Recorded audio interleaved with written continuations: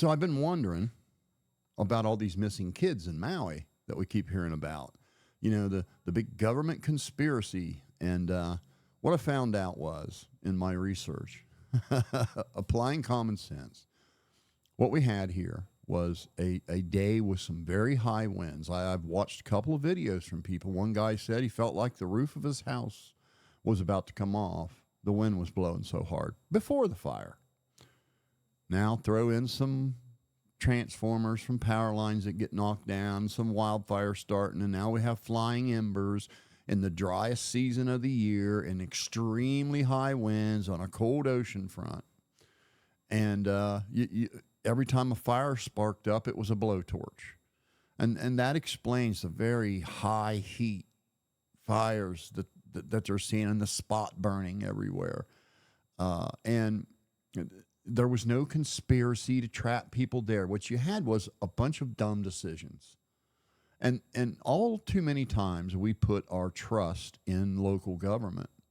And guys, you know, most police departments today are comprised of Gen Xers and millennials. I want you to think about that. And if you don't think the police are dumb, go watch a few First Amendment audit videos, and you're going to find out you don't dare want to put your life in the hands of these people during a disaster. You better have your own plan, because they're going to make some really stupid decisions. Nobody in government is smart enough to pull off a conspiracy this big. There just aren't enough intelligent people to pull something like that off. They're all too stupid. And that's what happened here. There was a series of really bad mistakes. High winds, fire starts, embers flying around, high winds turning the fires into blowtorches, police thinking they were doing the right thing by closing the highway because power lines were down, and not having sense enough to know that this fire could get out of control quick, and that's exactly what happened. It got out of control quick, and it was just a series of really dumb decisions. And, you know, they have, Google Maps has actually updated the, you know, got to hand it to them, man. They're on it. They've updated the satellite image already. And you can actually see the fire damage in Google Maps now. And you can see how spotted the fires were. Nobody's intelligent enough to do these things, folks. But look how burnt, you know, you see these patches of burnt areas. Almost all of the downtown area got it. Pretty bad. I mean, this whole neighborhood completely charred. But not to get too far off in the weeds with that,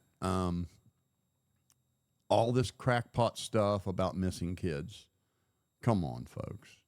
If there were a bunch of missing kids, you would see parents in front of a camera with tears running down their face, screaming, "Where's my kid?"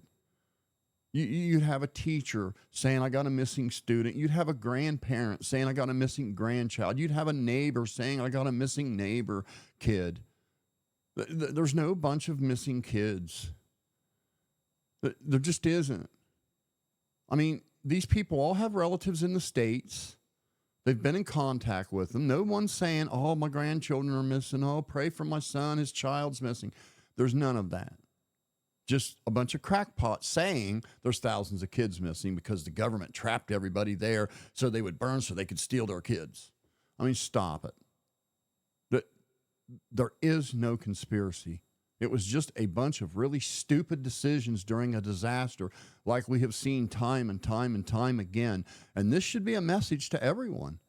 Don't trust the government. Have your own plan.